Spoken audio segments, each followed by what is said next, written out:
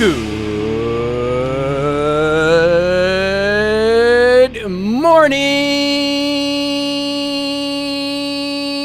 and welcome to Morning Coach. Today, I am so glad you're with us. As you know, my name is Glossinger, and this is the place to get your day started right. Welcome, and I'm so glad you're with me this August 12th, 2024, ready to go, episode 5421. It's a Monday, and I'm excited because it's a great time to focus in on the things that you need to be doing, your plan, and be working. It is a due month. If you're new with us, welcome. I'm glad you're with us. Just hang in there. But if you're in rocking it with us, then we should be working on certain things, right? And you should be moving forward. And if you're not, that's fine. We can work on your plan. We can step back, like if you've disappeared for a while and then come back. That's totally cool. But if you're working, let's make sure we are doing things that are going according to our plan. And again, if you're new, be working on kind of some ideas of your plan as we work through August and September. 2 great months, by the way. Really good months to set up a really good end of the year. So as we get going today, as you know, it is our metaphysical morning ritual, which you're here, and that is to take time for self-care. A little self-love is so important.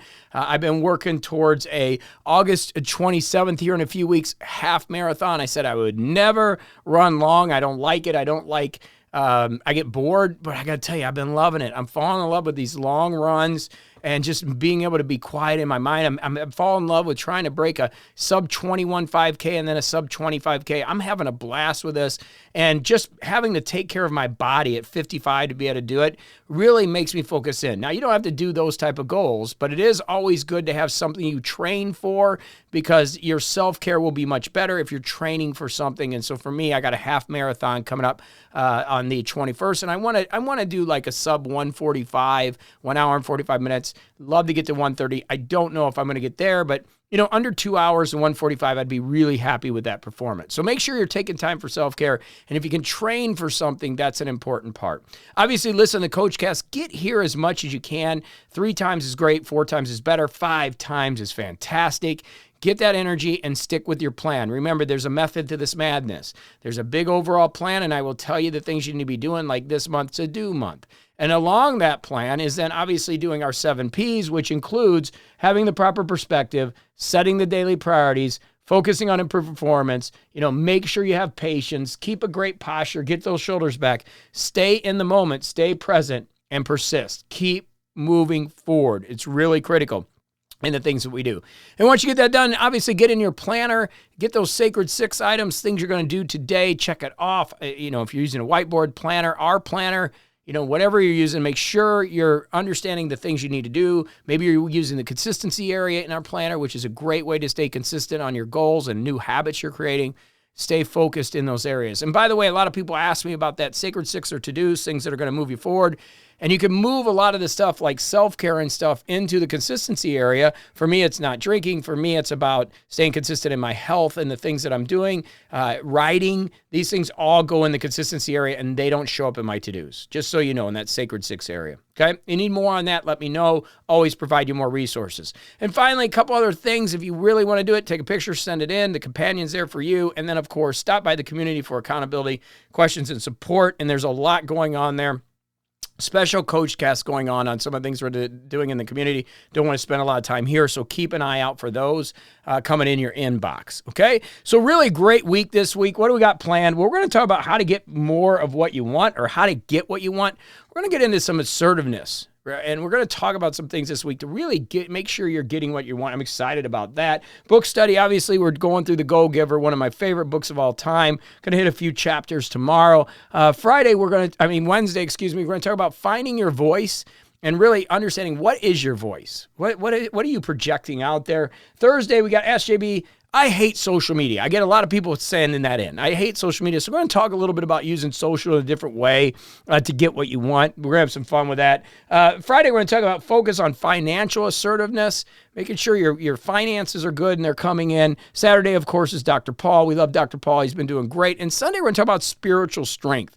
And I'm just excited about that one. So we got a great week of good energy planned, and then you just focus in on the basics. Get here and listen, and then get organized, and then you get a couple ideas. That's what it's all about. You get one idea over the year that can really make a big difference. Your ROI is in Morning Coach. It really is. And sometimes that's all it takes, is that one idea that changes everything. So excited to talk today about assertiveness and you getting what you want. You know, we live in a world now where I get it. There's a lot of narcissism, and we don't want to be narcissistic, none of us, but we do want to get what we want, right? We want to have the things that we want. Now, cautionary tale for those of you in the metaphysical group, be careful of wanting anything too bad. One of the things that happens with a lot of people, I want money, I want money, I want money, and guess what they get? The want.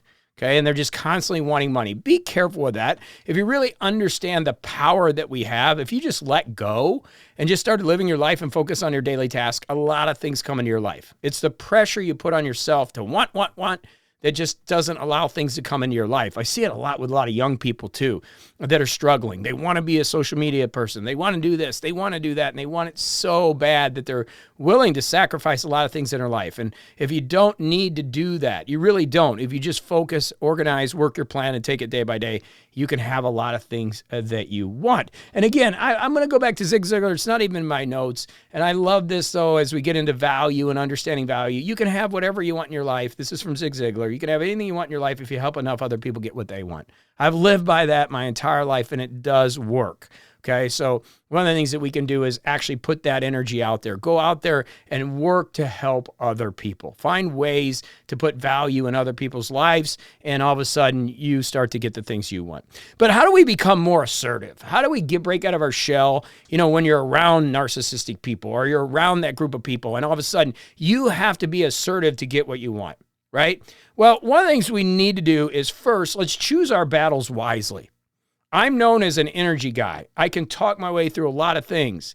I should have been a lawyer. Probably should have been a lawyer. I've been a great lawyer, but I can't stand that profession, but I probably should have been. But when it comes to, being able to talk, I can do that. But I'm also very introverted. I don't like conflict. I don't like to get in people's faces. There's times when I'll be assertive and there's times when I'm not. And I guess it's just like the old saying that Sir taught us those years ago, that sometimes the teacher, always the student. So same thing, sometimes assertive, but you're always just kind of listening. You're always just kind of understanding things. You're always observing. That's a better term. So sometimes real assertive, but always observing. Seeing the way people act, seeing what motivates them, understanding that is so critical. Being tactical is really going to help you be more assertive. Because there's the old adage that walk slowly and carry a big stick. Or talk softly and carry a big stick, one of those two things, right? But the reason they say that is because we want to be prepared to choose the battle that we're coming into. So if we're constantly chatting and we're constantly putting stuff out there, people just don't listen. Okay, I see it a lot on social media where people just constantly are hammering. But if you're hammering stuff and you're putting stuff out there and you're listening, observing, being positive and doing things, when you really want to put the hammer down, you can. That's being tactical. Okay, and I want to work with you on that. Really important that we are tactical in the things we're doing. So how do we become more assertive? Well, number one, we need to set boundaries. We need to have great boundaries. Fences make great neighbors. Okay, they do. When we have boundaries, people know where they can come, and really great people respect boundaries. There's nothing better than when I meet somebody and they say, JB, this is what I want. This is what I don't want. In fact, when you come to work with me or do something with me, I'm all about proactive communication. I'm too busy to be reactive. One of the things that's driven me nuts over the years is when I've hired somebody or worked with somebody on some project or something, and they're waiting for me. I just don't have time for that. I need proactive communication. I need boundaries to know what's going on. And I never want to be the bottleneck in any project. I'd rather see somebody do something and fail than do nothing. So understand your boundaries and expectations and the way that you communicate, and that's going to help you be more assertive. But boundaries are really critical. Most of us allow people to step into our boundaries. I know I have been horrible about that. I have this disease. I'm a motivational guy. The disease is I want to see everybody do great. I see the good in everybody. I see the best in everybody. I hire somebody, I see this potential, and then they don't live up to their potential, and it hurts me because I keep seeing it going, where are you at? You're in there, right? So Set boundaries, really important. Fences make great neighbors. Second thing is learn to say no. Part of Morning Coach and what we do is this understanding of people chasing the shiny object. Most people come to us, right? Either through the Remarkable tablet or one of the tablets or the iPad, through the planner. We have 10, 20,000 downloads. I haven't even checked into that planner every year. And a lot of people come in and say, hey, I want more, right? And I want to avoid the shiny object syndrome. I just keep chasing everything. Well, that's part of why we work our plan. We're in a due month, but you should have that mission. What am I doing this year? That tactical mission. And then you should have some projects that you're working on. You should be sticking to those projects, and you should not be replacing those projects until you finish or something better comes in and you can observe it. Okay, we don't want to be chasing a shiny object, but how do you stop that? You got to learn to say no. You got to learn to say no. It's really tough for achievers. We say yes to everybody, but the boundaries and no will allow you to be more assertive. It'll allow you to put energy into things that you want to put energy in. We spread ourselves so thin that then we can't be assertive and we lose confidence. And the worst thing that you can do is lose confidence. As soon as you lose confidence, now all of a sudden people see it. And that's my next point, which is to use confident body language. It's hard to be assertive when your shoulders are down and you don't have good posture. Number 5 of our P's, right? It's really hard. You can tell. People can tell. Even in a webinar, people can tell. People can tell, listen to this. If you don't have confidence and strength and belief and enthusiasm in what you're doing, it's going to be really hard. It's really hard to be assertive because if you don't believe in it, where you would go shout from the mountaintops, you're not going to be successful with it, right? It's going to be really hard to be successful. That's why I always talk about these MLMs. So MLMs are always, we have a lot of morning coaches do MLMs, and I'm okay with it. But what drives me nuts is when people do their decision model and I say, why are you doing it? 90% of them are doing it just for the money. And I'm like, are you excited about it? Does it get you pumped up? Well, the money does. No, but what about the whole project? And if you're not excited about it, if it doesn't pump you up, if you're not confident about it, you're using scared money. You're using scared stuff. You're just trying. You're throwing spaghetti up in the wall and hoping something works. We've got to get away from that. Get a plan and execute on your plan. Get confident in what you're doing. Get those shoulders back. Have positive body language. When I walk in a room, believe me, people are going to know I'm here. You know, we're going to talk about finding our voice and the way we are. You know, people make fun of me. Some people, not the ones that are successful, but a lot of times when I go out and I'm having fun, like just me going out with friends, I'll wear a fedora. That's me. That's just kind of me. I like my fedoras. I like hats. A fedora is a kind of a hat, in case you're thinking a lot of people wore them in the 40s. But that's me. I go in and I'm confident. I don't care what anybody thinks. I don't care if somebody goes up, oh, nice hat. Well, great. Thanks. I just ran 10 miles this morning. What are you going to do? And here's what's funny about that. I was out at the golf course the other day watching people have my fedora on, just kind of chilling out there. And somebody came up to me and was joking around, right? And that statement I just made, I had run 10 miles that morning, wasn't even made by me, right? So the guy that I was standing next to goes, that dude just ran 10 miles. When you run 10 miles, then you can talk. And it was funny because it was actually a good friend of mine. We were just joking around because people know, so the people that know.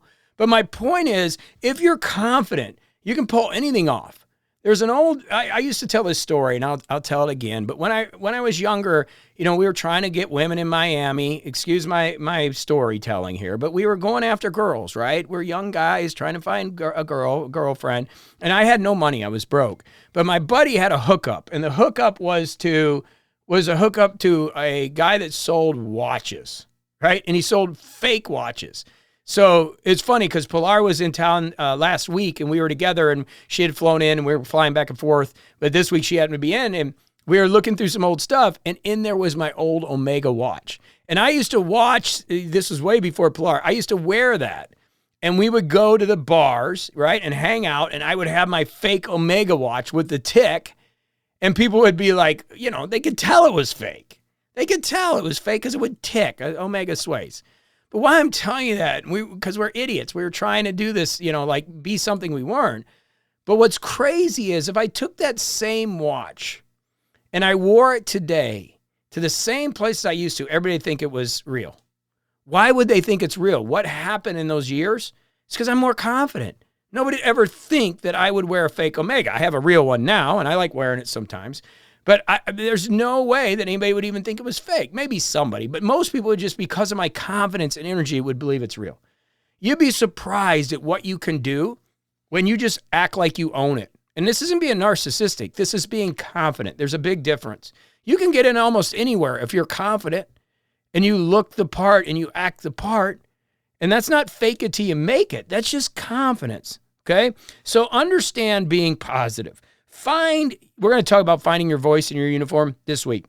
And then avoid the narcissistic behavior where you're constantly doing this. That's what I'm saying. Walk softly, carry a big stick. And then when you're confident going into things, people are going to see that you're confident. And the last thing I want to leave you with is one of my most important things that I learned in sales when I was young. And that was this assumptive close. And what the assumptive close is you just assume you're going to get what you want. So I used to go into aerospace deals and I had a nice pin of Mont Blanc and I would just say, okay, let's get the deal done. We'd start negotiating through everything and I would put that pin over on the other side and I would just be quiet and just assume we're going to make the sale. And same thing in everything in my life. When I want something and I want it, I just assume I'm going to get it. I just assume. It's amazing, especially when I'm dealing with other people. When I assume, I just go in, I'm just like, okay, let's go. What do you mean? So like if somebody calls me for coaching, which is, I don't coach many people, but if I'm on the phone with somebody, we're talking, we match up, and you know my whole philosophy is tell me your problems. Okay, great. You got problems. I can help you with those problems. What would it mean to you? How much would it be worth if I help you with those problems? That's what it basically said to anybody I'm coaching. And if I can help them, I'll help them. If I can't, then we negotiate a price. Everybody's different. I have clients pay a lot of money and I have clients, some pay a little less, all right? Anywhere from $500 to $100,000 over the years. So when I'm in those calls, I don't even think about a no. I'm assuming like you'd be an idiot not to work with me. That's what my brain's thinking, right? It's like, okay, this is what we're going to do if I can solve the problem. It makes no sense. We just got to negotiate the financial side of it. What's it worth to you? So when you learn to live with assumption and you go out there, it's not narcissistic behavior. It's confident behavior. And you're going out there and just doing the things you need to do. And you're confident that things are going to work out the way you want them to. That's what I want you to work off with assertiveness. That's what I want you to work on today is that assumption. So what do we got to do? Set some boundaries. Learn to say no more so you can have the energy to do the things you want to do. Use confident body language. Be assertive in your communication. Understand that assumptive close and find what makes you feel good as far as your voice. And we'll talk about that Wednesday. Okay, so get out there, have a great day. Let's kick butt today. Let's go out there and be assertive. And I'll be back with you right here tomorrow on MorningCoach.com.